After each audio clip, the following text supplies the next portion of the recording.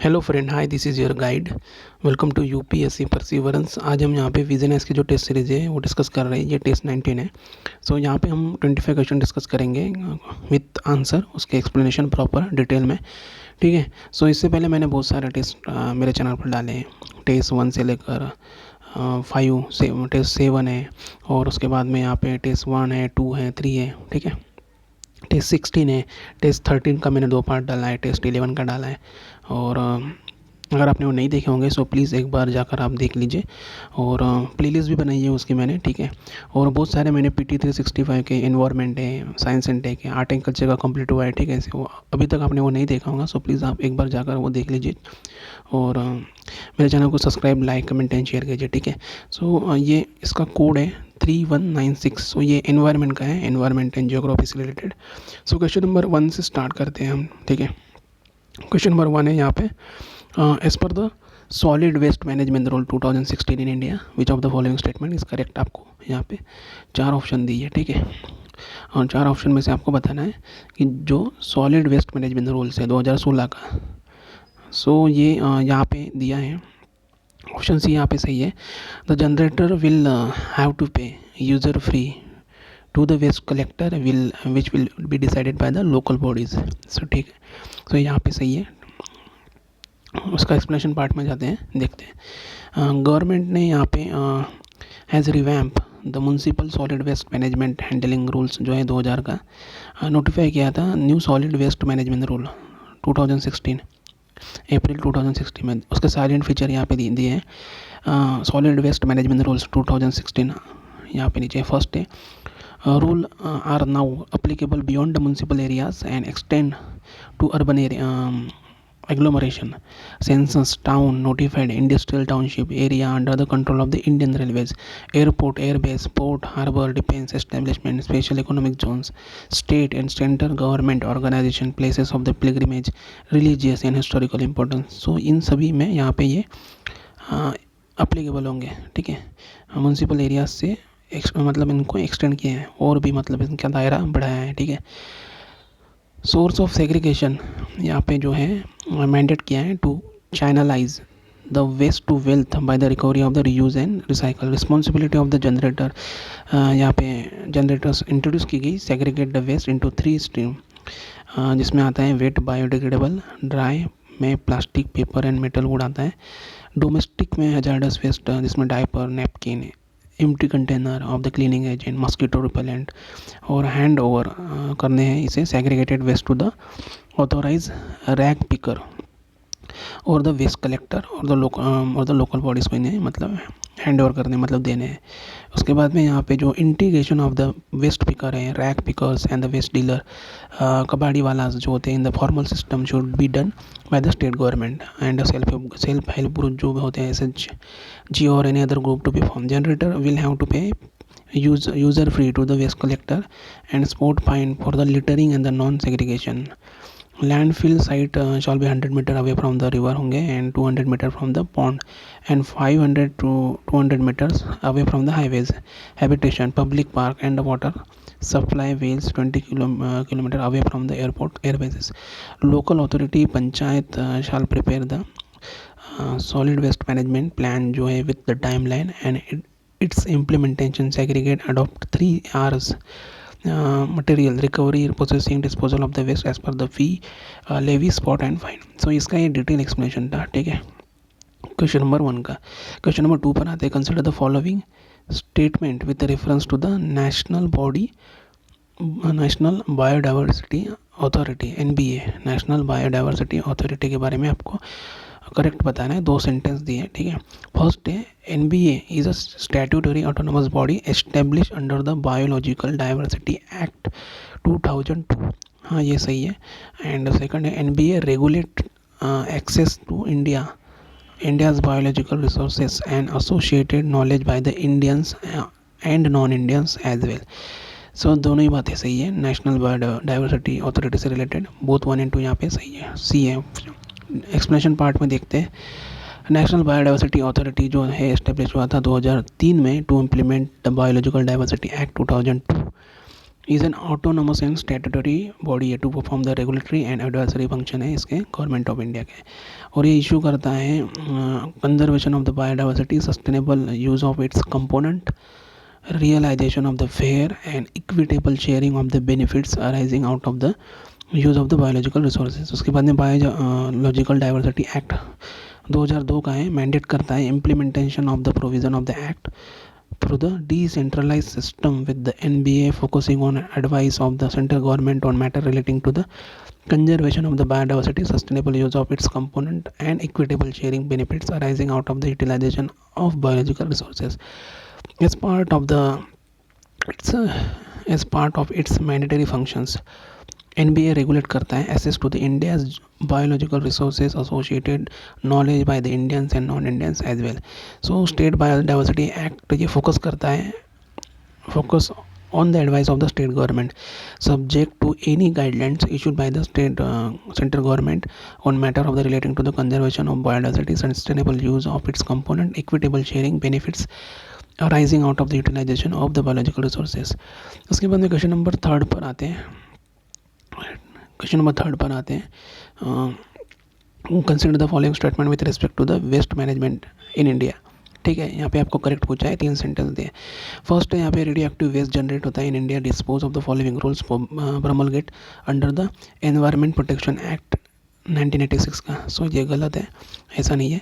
और जो प्रोविज़न है, सेकंड ऑप्शन है यहाँ पे, provision of the extended producer responsibility is included in the both E waste management rule and plastic waste management, तो ये सही है। उसके बाद यहाँ पे as per the biomedical waste management rules 2016 biomedical waste is required to be segregate into 4 colour code waste category, ये भी सही है। 2 और 3 सही है क्वेश्चन नंबर थर्ड का। ठीक है, ऑप्शन सी। सो यहाँ पे डिटेल में दिया है क्वेश्चन नंबर 3 का explanation. Radio active waste is generated by the nuclear power plant से होते हैं। ठीक है, और उसके बाद में यहाँ पे जो atomic energy safe disposal radio active waste rule है 1987 का। ठीक है, वो प्रमोलगेट करता है under the atomic energy act 1962। ठीक है, दैट्स वाई वो इनकरेक्ट। और एक्सटेंडेड प्रोड्यूसर रिस्पॉन्सिबिलिटी ये मतलब अभी गवर्नमेंट ने नोटिफाई किया था प्लास्टिक वेस्ट मैनेजमेंट रूल 2016 का। ठीक है, और ये ई वेस्ट मैनेजमेंट रूल है 2016 का। उसमें बायोमेडिकल वेस्ट में क्या क्या आता है, human and animal anatomical waste आता है, treatment apparatus like needles, syringes, other material and use in the health care facility में जो यूज़ होता है in the process of the treatment and research. ठीक में रिसर्च में बायोमेडिकल वेस्ट मैनेजमेंट रूल्स है नोटिफाई किया है efficient management generated bio waste in the country. Salient feature यहाँ पे दिए, 1 मिनट, यहाँ पे सालिएंट फीचर दिए बायोमेडिकल वेस्ट मैनेजमेंट रूल 2016 के। ठीक है, और इसमें ये एक्सपांड करते हैं include vaccination camp, blood donation camp, surgical camp और any other health care activity. Establish करता है barcode system for the bag container containing biomedical waste for the disposal, और इसमें ये रिक्वायर्ड होता है to be segregated in the 4 colour coded instead of 10। और जो इम्प्रूव किया है segregation of the waste at source, inclusion है emission limit for the dioxin और फुरांस।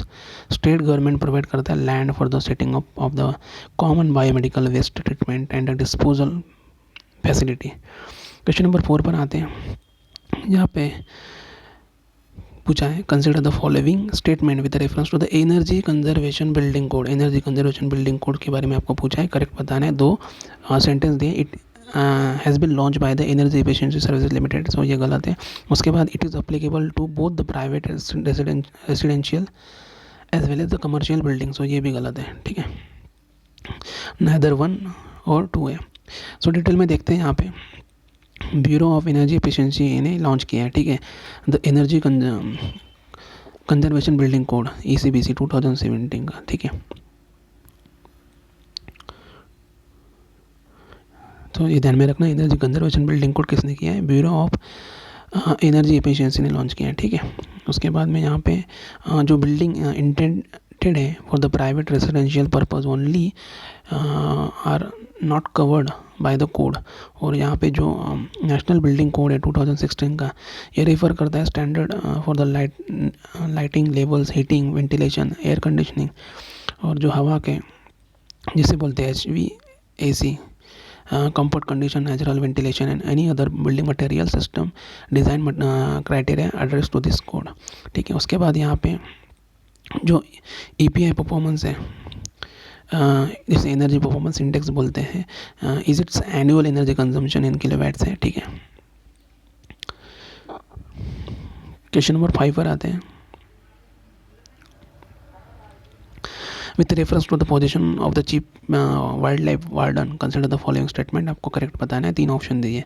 It is statutory position created under the wild life protection act 1972, हाँ ये सही है।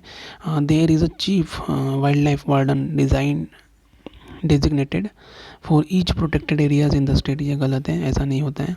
और जो थर्ड है, शी और he can permit the hunting of a Schedule 1 animal in her is jurisdiction, ये भी सही है, 1 and 3 सही है, 5 का भी है। ठीक है, सो यहाँ पे डिटेल में दिया है, जो चीफ वाइल्ड लाइफ वार्डन होता है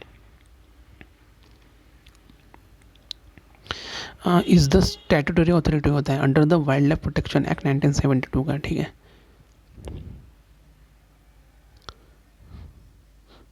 फर्स्ट सेंटेंस यहाँ पे सही था। उसके बाद में यहाँ पे जो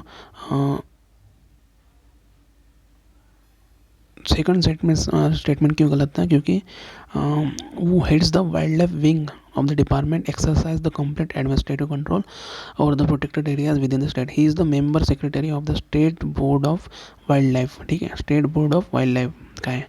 ठीक है, उसके बाद यहाँ पे थर्ड है, जो वाइल्ड लाइफ प्रोटेक्शन एक्ट है 1972 का, the chief wild life warden he satisfied that any wild animal specified in the Schedule 1 of the become dangerous to the human, मतलब अगर खतरा है, so disable or disease has to be beyond recovery in order to writing and statement the reason for therefore the permit any person or to hunt such animal, मतलब उस animal को Hunt किया जाता है, can cause such animal to be hunted। उसके बाद में question number 6 पर आते हैं। क्वेश्चन नंबर 6 पे यहाँ पे which of the following substances gases are the control under the Montreal protocol on the substance that deplete the ozone layer. Ozone layer के बारे में आपको करेक्ट बताना है। ठीक है, कौन कौन सी जो सब्सटेंस गैसेस है कंट्रोल करती है अंडर द मॉन्ट्रियल प्रोटोकॉल। सो यहाँ पे होते हैं क्लोरोफ्लोरोकार्बन CFC होता है, मिथिल ब्रोमाइड होता है, एंड कार्बन टेट्रा क्लोराइड होता है, बट नाइट्रस ऑक्साइड नहीं होते हैं। ऑप्शन 3 यहाँ पे गलत है, तो इसका सही है 1, 2 and 4 क्वेश्चन नंबर 6 का। तो यहाँ पे डिटेल में दिया है, जो मॉन्ट्रियल प्रोटोकॉल होता है on substances that deplete the ozone layer.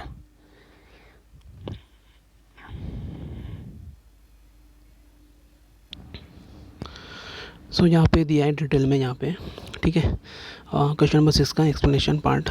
सो जो मॉन्ट्रियल प्रोटोकॉल है on substance that deplete the ozone layer is a landmark multilateral environment agreement है that regulates the production and consumption nearly 100 man made chemicals, refer करता है to the ozone depleting substance ODS जिसे बोलते हैं। ये release करता है होता है into the atmosphere, those chemical damage करता है stratospheric ozone layer, earth protective shield that protects the human and the environment from harmful levels of the ultraviolet radiation.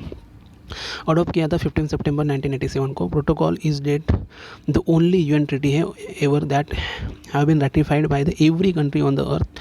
All 197 UN member इसके ये हैं मेंबर्स है स्टेट। ठीक है, Montreal जो protocol है फेस डाउन हुआ था the consumption and production of the different ODS in step wise manner with the different time table for the develop and developing countries, refer किया जाता है आर्टिकल 5 में। ठीक है, उसके बाद में यहाँ पे जो सब्सटेंस कंट्रोल किए जाते हैं by the treaty are listed annex 1 में है CFC and halons, and B other fully halogenated CFC carbon tetrachloride है, मिथिल क्लोरोफॉर्म है। ठीक है, एंड SCFC है C में। ठीक है, E मिथिल ब्रोमाइड है। ठीक है, एंड F में HFC है, nitrous oxide is not regulated by the Montreal protocol, that's why वो इनकरेक्ट है। क्वेश्चन नंबर 7 पर आते हैं। क्वेश्चन नंबर 7 यहाँ पे दिया है एथेना स्वैन चार्टर, ये किससे मतलब न्यूज़ में था इससे रिलेटेड मतलब आपको बताना है, अभी न्यूज़ में था। इसका एम क्या है? Athena Swan charter often seen in the news, aim at. So इसका सही आंसर है ऑप्शन बी, प्रमोट करता है gender equity in science, technology, engineering, mathematics and medicine field में। देखो 7 का बी है। उसका एक्सप्लेनेशन देखते हैं हम यहाँ पे। रिसेंटली क्या हुआ है, one of the focuses of the new science and technology and innovation policy currently being draft की गई यहाँ पे department of the science and technology DST द्वारा, is to increase the participation of the women in science. To this end it will adopt the strategy from Athena Swan charter. Athena Swan charter के बारे में यहाँ पे दिया है। It is a charter for the programme called Athena Swan scientific women academic network. Start किया गया था UK में 2005 में, ठीक है। एथेना स्वैन चार्टर इवेल्यूएट करता है एंड एक्रीडेशन प्रोग्राम है in the UK, enhancing gender equality in science, technology, engineering, mathematics and medicine, stem जैसे बोलते हैं, ठीक है, STEM। सो ये ध्यान में रखना। क्वेश्चन नंबर 8 पर आते हैं। Which of the following are the common constitute of the photochemical smoke के कॉमन कॉन्स्टिट्यूट क्या है? सो ये एक्रोलीन है, फॉर्मल्डिहाइड है, ओजोन है, नाइट्रिक ऑक्साइड है। सो ये चारों ही सही है यहाँ पे, 1, 2, 3 एंड 4 क्वेश्चन नंबर 8 का, ठीक है। उसका एक्सप्लेनेशन पार्ट में देखते हैं। There are 2 types of the smoke होते हैं। Smoke is type of the intense air pollution के क्लासिकल स्मोक होते हैं, जिसमें होता है occurs in the cool humid climate में होता है। Classical smoke occurs in the cool humid climate. It is a mixture of the smoke, fog, sulfur dioxide. Chemically it is a reducing mixture and so it is also called as a reducing smoke. इसे reducing smoke भी बोलते हैं, ठीक है। उसके बाद में photochemical smoke होता है, occurs in the warm, dry and sunny climate में ये होता है। मेन कंपोनेंट्स क्या हैं इसके? photochemical smoke रिजल्ट करता है from the action of the sunlight और on the unsaturated hydrocarbons and nitrogen oxide produce करता है बाय ऑटोमोबाइल फैक्ट्रीज द्वारा। Photochemical smog has high concentration oxidizing agents and is therefore called as a oxidizing smog बोलते हैं इसे, ठीक है, photochemical smog को। उसके बाद में जो फॉर्मेशन है of the photochemical smog, nitric oxide होता है, इसमें नाइट्रोजन डाइऑक्साइड होता है, remitted from the combustion of the fossil fuel along with the being naturally emitted from things such as volcanoes, forest fire. When they expose to the ultraviolet radiation and to goes through the complex series of the reaction with the hydrocarbons to produce the component of the photochemical smog. Effect of the photochemical smog यहाँ पे दिया है। Common components of the photochemical smog, ozone होता है, nitric oxide होता है, acrolein होता है, एंड फॉर्मल्डिहाइड होता है, एंड पेरोक्सी एसिटिल नाइट्रेट जिसे PAN पैन बोलते हैं। फोटोकेमिकल स्मॉग कॉज करता है serious health problem. Both the ozone and PAN act as a powerful eye irritant है। Ozone and nitric oxide irritate करते हैं nose and throat and their high concentration cause headache, chest pain, dryness of the throat, cough and difficulty in the breathing. Photochemical smog held to cracking of the rubber, extensive damage to the plant life. It caused the corrosion of the metal, stone, building material, rubber, paint. So ये damage मतलब cause करता है metals को, ठीक है, इन सारी चीज़ों को। उसके बाद में क्वेश्चन नंबर 9 पर आते हैं। क्वेश्चन नंबर 9 दिया है, in the context of the 30 metre telescope TMT consider the following. आपको सही मतलब करेक्ट स्टेटमेंट बताना है। फर्स्ट है यहाँ पे, it has a higher resolution images than the NASA Hubble scope telescope. So ये बात सही है। It is being install by the China ने किया है, ठीक है, ये गलत है। क्वेश्चन नंबर 9 का 1 है, ओनली 1 डिटेल में यहाँ पे दिया है। 30 metre telescope, India astronomer collaborated with the 2020 physics Nobel laureate professor Andrea Ghez and on 30 metre telescope project है। अबाउट 30 मीटर टेलीस्कोप प्रोजेक्ट के बारे में यहाँ पे दिया। ये प्रपोज किया था astronomical observatory with the extremely large telescope ELT, और जो प्रपोज साइट थी यहाँ पे फॉर इट्स इंस्टॉलेशन मौना किया, ठीक है, हवाई में। 30 मीटर्स टेलीस्कोप प्रोजेक्ट है, इंटरनेशनल पार्टनरशिप है between the Caltech university of the California, Canada, Japan, China, India, ठीक है। In India it is being coordinated through the department of the science and technology and department of the atomic energy DA। और 30 metre जो refer करता है 30 metre diameter of the mirror along with the 492 segment दिए यहाँ पे। जो larger mirror है, मोर light telescope can collect and which means is turn can see the further और फेंटर ऑब्जेक्ट, मतलब सभी को मतलब देख सकता है। फेंटर जो ऑब्जेक्ट्स वगैरह होते हैं अपने गैलेक्सी मतलब एटमॉस्फेयर में ऊपर में। और जो यहाँ पे दिया है it would be more than 200 times more sensitive than the current telescope and able to resolve objects 12 times better than the Hubble telescope से, मतलब ये अच्छे काम करता है। उसके बाद यहाँ पे जो ऑब्जेक्टिव्स क्या है इसके, ये ऑपरेशनल है, हेल्प करता है अनकवर हिदर दो unknown and even unexpected details of the vast universe. और यहाँ पे स्टडी करेंगे black holes is the another objective, और ऑब्जर्व करेंगे details with in the milky waves next Galaxy 100 times जो फार्दर है 30 मीटर टेलीस्कोप हेल्प करेंगे ब्रिंग देम क्लोजर। और यहाँ पे क्वेश्चन नंबर 10 पर आते हैं। क्वेश्चन नंबर 10 यहाँ पे with the reference to the animal welfare board, animal welfare board of India, आपको बताना है, यहाँ पे करेक्ट बताना है। 2 सेंटेंस दिए। It is a statutory body under the ministry of environment and forest climate change, so ये गलत है। और यहाँ पे जो इट इज़ अल्टीमेट अथॉरिटी है in India determine the welfare needs of only captive animals, so ये गलत है, ओनली 95% गलत ही होता है। सो क्वेश्चन नंबर 10 का एक्सप्लेनेशन पार्ट में देखते हैं। सो ये animal animal welfare board of India है, AWB है, फर्स्ट ऑफ इट्स काइंड है, स्टैट्यूटरी बॉडी है to be establish by the any government in the world, was set up in the 1962 in accordance with the section 4 of the Prevention Cruelty Animal Acts 1960, ठीक है। सो ये statutory body है but ये ministry of environment के under में नहीं आता, ठीक है। और रिसेंटली इसका हेडक्वार्टर चेन्नई में है, बट हेडक्वार्टर शिफ्ट किया गया बल्लभगढ़ इन हरियाणा स्टेट में, ठीक है। सो पहले चेन्नई था, अभी शिफ्ट किया गया। So that's why statement 1 incorrect था यहाँ पे, ठीक है। और जो श्रीमती रुक्मणी देवी अरुणडाले, ये वायोनर थी setting up of the board, और इन्होंने गाइड किया था the activities of the board for nearly 20 years till her demise 1986। और एक एडवाइजरी बॉडी है, एडवाइस करता है government of India, India's ministry of forest fishery animal husbandry and dairying, department of animal husbandry and dairying, ठीक है। उसके बाद में ये एक it is basic mandate to advise the government on the animal welfare issue and create awareness in the animal welfare and implement regular schemes, AWBI, and जो central sector scheme होती है फॉर द वेलफेयर एनिमल्स के लिए, ठीक है। उसके बाद यहाँ पे क्वेश्चन नंबर 11 पर आते हैं। क्वेश्चन नंबर 11 यहाँ पे दिया है, consider the following statement regarding the information management and analysis centre IMAC के बारे में दिया है of the Indian navy recently seen in the news. So आपको यहाँ पे करेक्ट बताना है। सो यहाँ पे 3 सेंटेंस दिए हैं। It is the nodal centre for the maritime security information collation and dissemination, so ये फर्स्ट स्टेटमेंट है, सही है। उसके बाद में यहाँ पे इट ट्रैक करता है बहुत military and non military ship को, गलत है। Its function under the national security advisory, ये भी सही है। सो information management and analysis centre के बारे में यहाँ पे आपको पूछा था, 1 and 3 सही है, ऑप्शन 2 यहाँ पे गलत है। 11 का यहाँ पे सी था। जो information management and analysis centre IMAC है of the Indian navy set up to become a national maritime domain awareness centre है, प्रपोज करता है NDMA centre will be propose किया था NDMA centre will be multi agency centre and provide information to the various stakeholder from the fisheries department, local policing authority on the development movement across the coast, और this will make sure that risk specially transnational can be prevented. ये setup किया था 2014 में।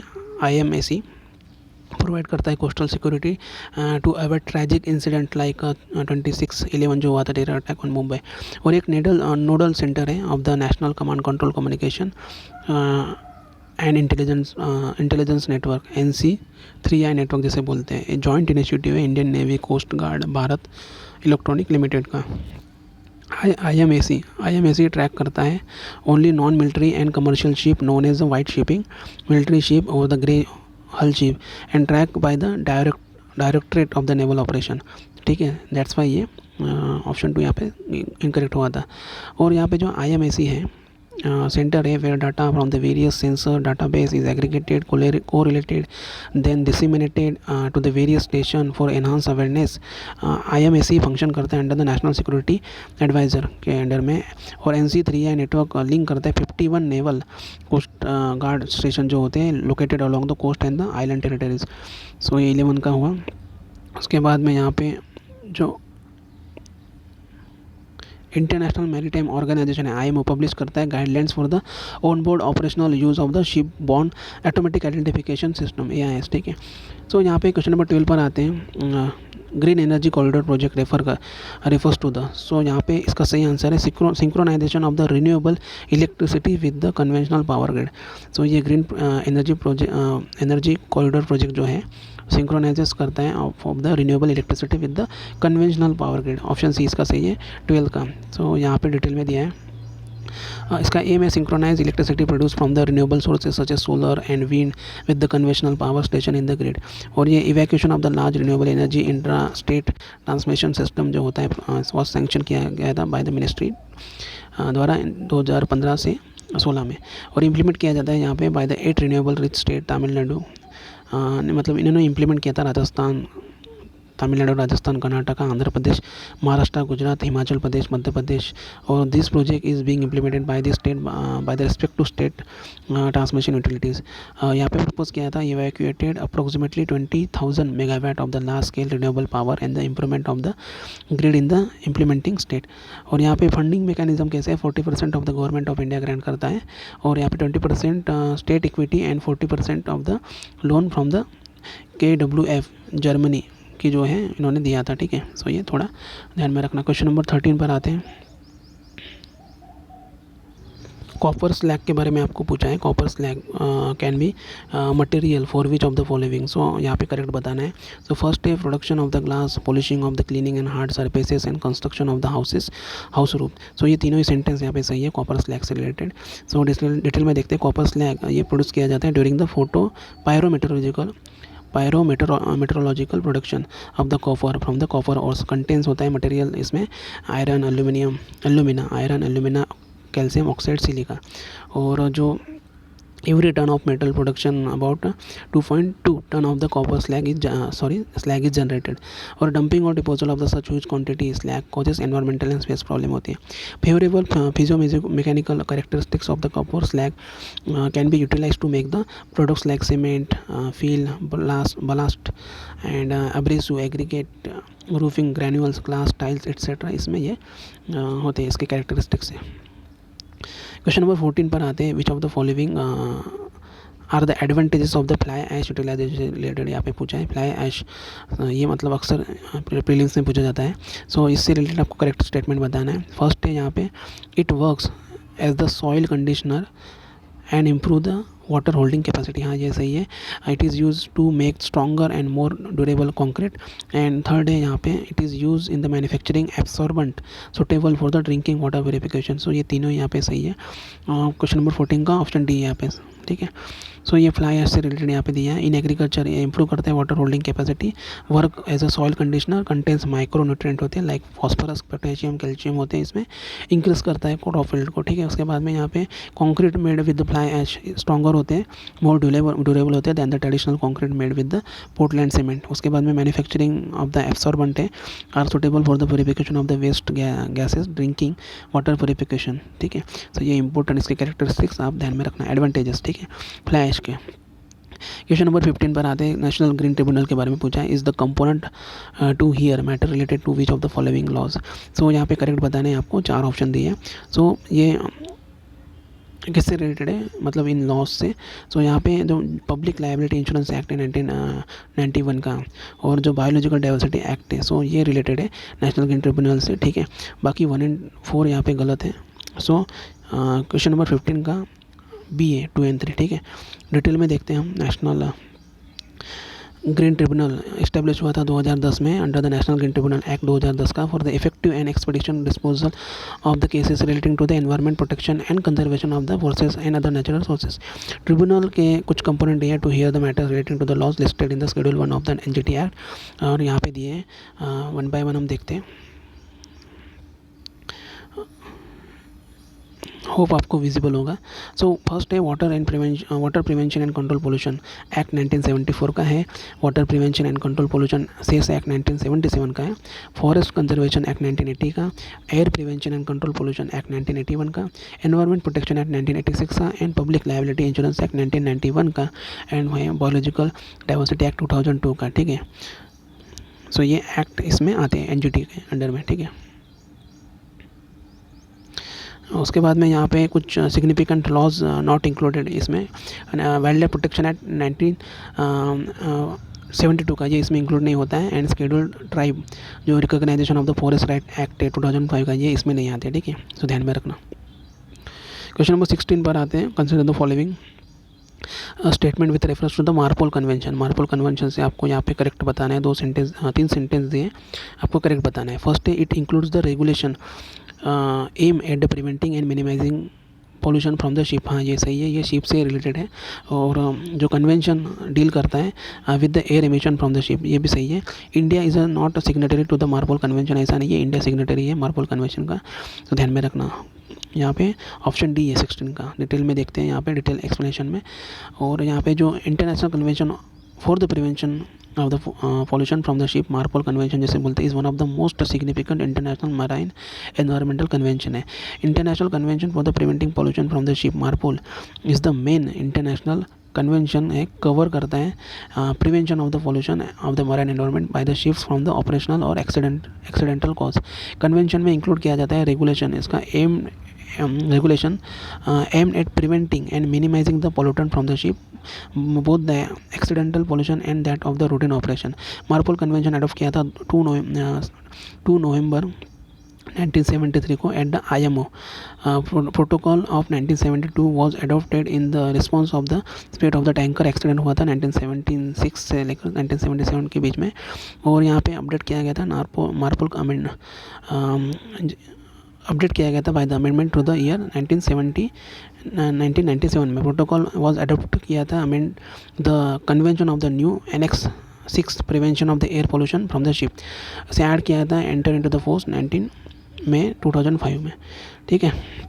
और India sign किया था international convention prevention of the pollution from the ship, MARPOL, ठीक है, इंडिया ने साइन किया है। क्वेश्चन नंबर 17 पर आते हैं। Recently, scientists have witnessed the Noctiluca scintillans along the sea coast of the Karnataka. What is Noctiluca scintillans? Sorry for the pronunciation. So ये क्या है? It is a free living marine dwelling species है of dinoflagellate that exhibit the bioluminescence when disturbed, ठीक है। 17 का यहाँ पे दिया है, ये प्लूम्स है ऑफ द डायनोफ्लैजिलेट्स जिसे नॉक्टिलुका सिंटिलांस बोलते हैं, also known as the sea sparkle, मतलब ये चमकते हैं। ये पाए गए थे coast of the Maharashtra and Karnataka, मतलब जो ये होता है ना, बीच होता है, वहाँ पे जो पानी होता है वहाँ पे ऐसे अलग अलग कलर में, ब्लू कलर में ये दिखते हैं, ये होते हैं, सो अच्छे दिखते हैं, बट ये हार्मफुल होते हैं, ठीक है। So it is a free living marine dwelling species है, और यहाँ पे ये exhibit bioluminescence when disturb, popularly known as मरील बोलते हैं इन्हें, ठीक है। सो इसके बारे में यहाँ पे दिया है, ये ग्रेज होते हैं on the other microorganism पे, ठीक है, मतलब और such as larvae, fish egg जो होते हैं, डायोटम होते हैं, अफेक्ट करते हैं मराइन फूड सिस्टम को, ठीक है। और unicellular phytoplankton that live inside it can photosynthesise turning sunlight into energy, और हेल्प करते हैं their host cell survive even when the food was scarce. और जो एंस सिंटिलांस होते हैं एक्ट करते हैं बोथ प्लांट एंड एनिमल, ठीक है, ये भी इंपॉर्टेंट फैक्ट है। Toxic plume of the and scintillans are being link to the massive fish and marine invertebrate kills, और जो species does not produce a toxin, it was found to accumulate toxic level ammonia which is then excreted into the surrounding water, और ये possibly acting as a killing agent से in bloom. Bioluminescence क्या है? ये production and emission है of the light by living organism, और जहाँ पे लाइट एमिटेड किया जाता है by the bioluminescent organism is produce by the energy release from the chemical reaction occurring inside the injected by और द ऑर्गेनिज्म। क्वेश्चन नंबर 18 पर आते हैं, which of the following are considered as the ionising radiation. Ionising radiation कौन कौन से हैं? यहाँ पे एक्सरे है एंड गैमा रेडिएशन से, but infra radiation and micro radiation ये नहीं है, ठीक है। सो यहाँ पे क्वेश्चन नंबर 18 का 1 और 2 यहाँ पे सही है। उसके बाद यहाँ पे डिटेल में दिया है, ठीक है। Ionising radiation is the short wavelength high frequency higher energy होता है, and non ionising radiation forms ELF extremely low frequency, और the high wavelength radio frequency, microwave frequency, laser, infra visible spectrum, ultraviolet rays होते हैं। The injury at all cause by the ionising radiation. और ionising radiation क्या है, is emitted from the radioactive atomic structure as a high energy electromagnetic waves होते हैं, जिसमें gamma raise होते हैं, एक्सरे होते हैं, the actual particle alpha beta particles होते हैं। ठीक है, यहाँ पे गैमा रेज के बारे में दिया है, एक मिनट। ये can penetrate easily to the human skin and damage करते हैं सेल्स को। ठीक है, X-ray can pass through the both most of the object including human body. Alpha particles block करते हैं by piece of the paper and human skin, they can be blocked by the piece of the paper and human skin से block किया जा सकता है। Beta particles can penetrate the through the skin while can be block by the some pieces of the glass and metal द्वारा। और यहाँ ionising radiation have high penetration होते हैं, पावर होता है इसमें। ठीक है, और यहाँ पे क्वेश्चन नंबर 19 पर आते हैं।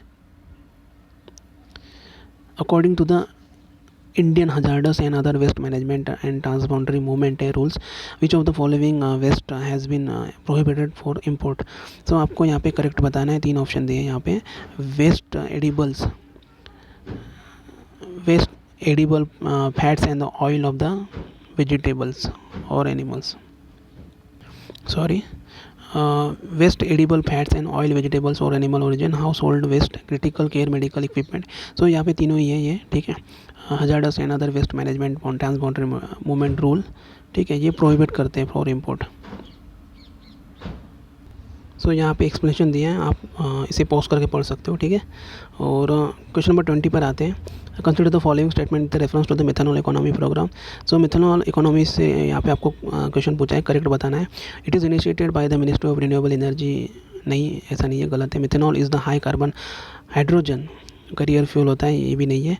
But methanol can produce from high ash coal and CO2 from the thermal power plant, ये सही है। ओनली थर्ड स्टेटमेंट यहाँ पे सही है 20 का। सो मिथेनॉल इकोनॉमी प्रोग्राम इनिशिएट किया गया था बाय द नीति आयोग द्वारा। ठीक है, इसका एम है at reducing the our oil import bill and reducing the greenhouse gas emission and convert करना Indian coal reserve and municipal solid waste into the methanol, leading to independence from import कम करना while they creating the new job by setting up of the methanol production plant. methanol is a low carbon है, या low carbon hydrogen carrier fuel होता है, produce किया जाता है from the high ash coal agriculture में residue द्वारा। CO2 from the thermal power plant and the natural gas is the best pathway for meeting India's commitment at the COP23।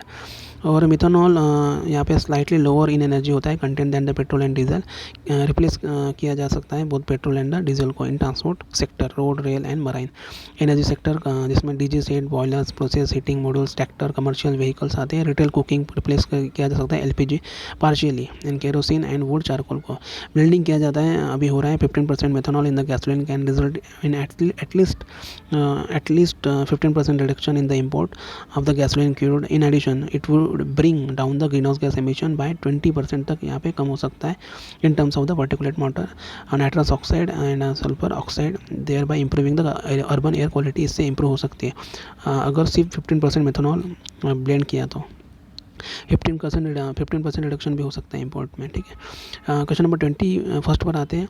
It is a soil amendment technique which involves melting and refreezing of the soil to create the glass like solid that entraps inorganic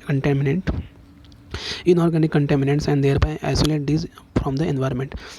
So which of the following process is being described, ये मतलब passage दिया है, ये किसकी बात हो रही है? यहाँ पे विट्रिफिकेशन की बात हो रही है।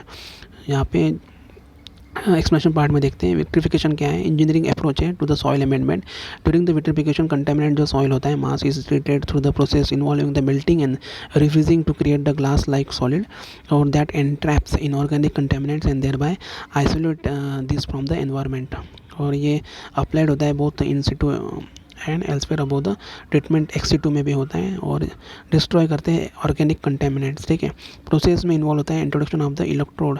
ठीक है, और सफिशिएंट होता है to liquefy the siliceous soil particles. 22 पर आते हैं। Which of the following substance can cause the biomagnification. So आपको करेक्ट बताना है। सो यहाँ पे मर्क्यूरी है, DDT है एंड पॉलीक्लोरिनेटेड फिनाल से, बट सल्फर डाइऑक्साइड नहीं होता है मैग्नीफिकेशन में, ठीक है। सो डिटेल में देखते हैं, डिटेल एक्सप्लेनेशन में। यहाँ पे बायो मैग्नीफिकेशन एक प्रोसेस है by which the toxic chemicals build up within the predator. This typical occurs across the entire food chain and affect करते हैं all the organism, but the animals higher up in the chain are more impacted. When the predatory animals consume करते हैं their prey, they also consumes all the toxic chemical within the spray. और यहाँ पे जो no data pertaining to the potential of the sulphur dioxide to bioaccumulate और biomagnify in the food chain, ठीक है। So यहाँ पे sulphur dioxide का डाटा मेंटेन वैसा रखा नहीं है, ऑब्जर्व नहीं किया गया है, ठीक है। क्वेश्चन नंबर 23 पर आते हैं, consider the following statement regarding the environment impact assessment norms in India. So आपको करेक्ट बताना है, 3 ऑप्शन दीजिए। They are notified under the environment protection act 1986 का। सो ओनली 1 यहाँ पे सही है, ठीक है। एक्सप्लेनेशन पार्ट में देखते हैं 23 का। सो ये 1986 के एक्ट में आता है और यहाँ पे इंक्लूड किया गया है एज अ कैटेगरी 1 में, कैटेगरी ए, कैटेगरी बी में, ठीक है। Category A in the schedule require करता है प्रायर एनवायरमेंट क्लियरेंस होना चाहिए from the central government in the ministry of environment and forest climate change on the recommendation of the expert appraisal. जो committee होती है EAC कॉन्स्टिट्यूट की गई है सेंट्रल गवर्नमेंट द्वारा।